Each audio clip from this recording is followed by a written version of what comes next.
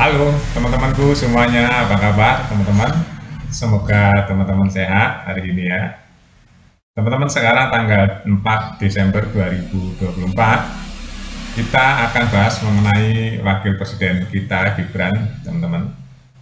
Jadi Gibran ini menunjukkan bahwa dia itu anak yang berkualitas. Dia itu pantas ya menjadi seorang pemimpin.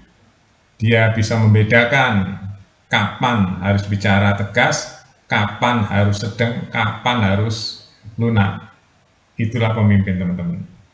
Ya, jadi nggak semuanya diborong dengan teriak-teriak, nggak semua diborong dengan caci maki, ya itu bukan pemimpin.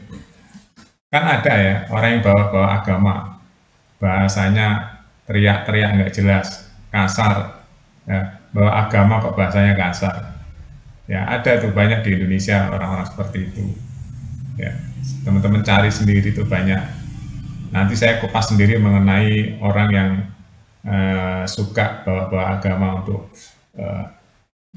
kepentingan dirinya dan kelompoknya itu banyak.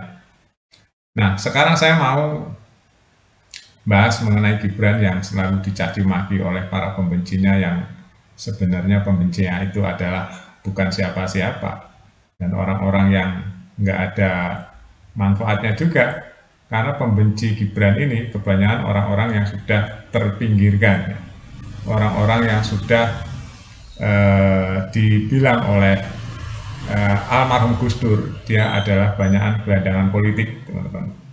Jadi kalau kita membaca sejarah beberapa puluh tahun yang lalu, ya beberapa tahun yang lalu Gus Dur pernah bilang ya akan ada gelandangan politik. Nah, sekarang yang membenci Gibran itu kebanyakan gelandangan politik, teman-teman, hari ini. Jadi kita ya harus mengawal ya proses demokrasi Indonesia yang sudah berjalan dengan biaya yang banyak sekali. Ya, demokrasi Indonesia itu bukan murah, teman-teman, mahal.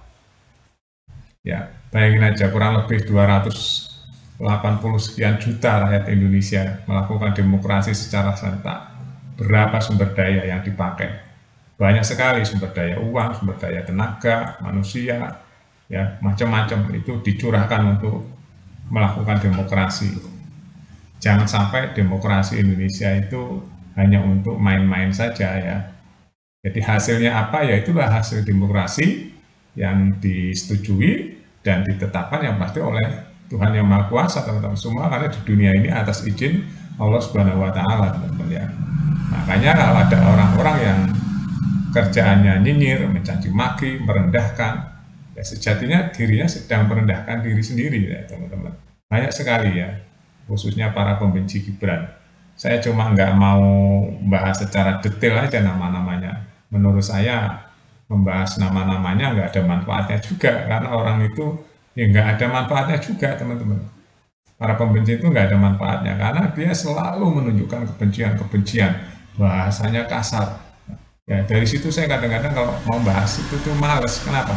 Karena itu didengarkan rakyat kecil ya, didengarkan anak-anak kecil, itu bukan pendidikan yang bagus. Bayangin aja ada seorang tokoh agama ya, kerjanya cuma caci maki, kasar banget gitu ya. Apa yang harus diteladani? Nggak ada. Tapi herannya saya masih ada aja orang yang mengikuti orang-orang seperti itu. Ya, ada dia pakai sorban, pakai lambang-lambang agama, tapi bahasanya nggak mencerminkan agama. Kan aneh, orang-orang seperti itu masih ada orang pengikutnya. Ya, ini ada yang salah kaprah ya, teman-teman, di negeri ini banyak yang salah kaprah. Tapi saya nggak heran ya, sebagai peneliti sosial politik, teman-teman. Saya itu meneliti kehidupan sosial lama sekali ya, teman-teman. Udah sampai nyoplok lah ya kelakuan-kelakuan sosial itu. Nah, makanya ada orang yang aji mumpung memanfaatkan, contohnya nih ya, ada orang dikenal oleh masyarakat gitu, karena dia seorang ustadz atau seorang yang menurutnya dia bisa baca bahasa Arab gitu ya, terus dia ceramah kemana-mana, menurutnya tahu agama. Agama tuh nggak sekedar bahasa Arab, baca kitab-kitab sejarah, bukan begitu. Agama itu perilaku ya, teman-teman. Perilaku, akhlak itu agama, bukan bahasa di atas kertas baca bahasa Arab, lancar bahasa Arab. Ya.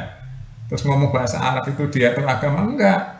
Orang yang nggak tahu bahasa Arab, dia juga lebih baik beragamanya banyak sekali, teman-teman. Karena agama itu adalah akhlak. Ya, kenapa Nabi Muhammad juga diturunkan ke bumi ini ya? Dia juga tujuannya untuk akhlak, teman-teman, akhlak. Banyak orang yang salah kaprah menilai orang dari Timur Tengah, contohnya dari Arab gitu ya, bisa bahasa Arab pakai udeng-udeng gitu. Dikira dia lebih tahu dari orang-orang Indonesia yang nggak pakai udeng-udeng, yang pakainya kumel, agamanya dikira dia lebih tahu. Enggak, teman-teman. Ya, orang yang beragama itu enggak selalu harus bisa bahasa Arab ya, enggak harus bisa orang Arab, enggak. Nah, kenapa orang Arab banyak yang jahiliyah itu tadi? Orang yang awam itu kan berpikir bahwa orang Arab itu baik gitu ya. Enggak semuanya seperti itu, teman-teman ya. Jadi sejarah-sejarah, kita baca sejarah ya, jahiliyah kan banyak daerah-daerah Arab sana, teman-teman ya. Makanya kita harus bisa mensortir ya, bisa menseleksi, kita bisa berpikir pakai akal sehat gitu ya. Jadi Indonesia jangan sampai dipenuhi oleh bahasa-bahasa yang kasar ya, bahasa-bahasa yang kebencian-kebencian yang dilontarkan oleh tokoh-tokoh yang mengatasnamakan agama. Bahkan akhir-akhir ini banyak teman-teman ya, kalau lihat berita, saya miris, sedih, kecewa. Ya. Ada beberapa pemilik pesantren ya, guru ngaji, kelakuannya bejat, nggak mencerminkan agama Islam sendiri. Nah, akhirnya agama Islam namanya tercoreng oleh orang-orang seperti itu. Ya, dia mengatasnamakan pesantren, mengatasnamakan agama, bahkan dia guru ngaji, bahkan dia pemimpin pondok. Akhirnya ditangkap di polisi ya, gara-gara akhlaknya nggak baik. Nah, jadi kalau gitu, orang yang baik itu apakah harus dengan dinilainya dari pakaiannya? Enggak, teman-teman. Enggak, teman-teman ya. Saya tuh udah tamat, teman-teman, meneliti kehidupan sosial ya. Udah tamat. Jadi kita nilai orang tuh nggak harus dari pakaiannya ya, teman-teman. Enggak, dari akhlaknya menilai orang itu. Dari akhlaknya, dari bahasanya, dari tutur katanya, ya, dari perilakunya sehari-hari.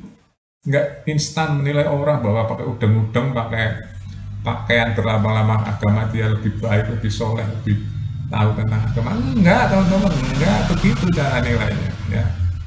Makanya saya lihat aja Gibran, teman-teman, mana pernah dia mencaci maki orang, padahal dia nggak pakai udeng-udeng ya, nggak pernah dia mencaci, bahkan dia dicaci maki diem saja.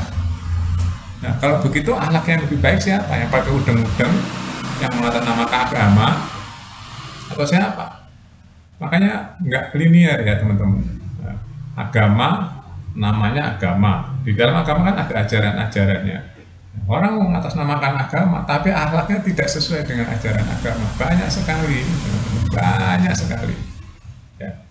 Jadi orang beragama itu siapa yang benar? Ya, orang beragama yang berperilaku baik, akhlak baik, tidak korupsi, ya kan? Tutur katanya lemah lembut, nggak kasar, nggak menyinggung perasaan orang. Itu orang beragama dengan baik itu begitu.